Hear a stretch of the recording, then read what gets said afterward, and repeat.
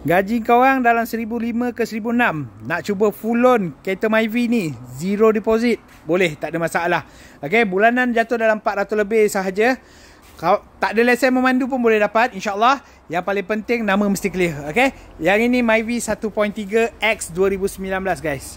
Owner sebelum ni perempuan Melayu, kereta tip-top condition, saya jamin 100%. Bebas daripada major accident, bebas daripada banjir. Kereta sangat-sangat cantik guys. Kalau korang tengok bahagian dalam dia, semua macam kereta baru lagi. Okay, memang tip-top owner lama jaga. Kalau perasan juga, tak ada langsung kesan-kesan cala, kesan-kesan terkopek. Even cushion pun tak ada koyak langsung. Okay, semua memang dalam keadaan yang sangat-sangat cantik. Yang mana suami-suami nak beli untuk wife, nak bagi anak-anak sambung belajar ke, kereta ni sangat-sangat sesuai. Okay, nak beli secara tunai pun boleh. Harga dalam 30 lebih saja, kita boleh deal. Boleh call dengan saya, kita bincang-bincang sampai jadi insyaAllah. Okay, untuk luggage pun boleh simpan lebih kurang 2 ke 3 luggage kecil. Tapi kalau nak baringkan, seat depan ni boleh ditumbangkan untuk jadikan boot yang lebih besar.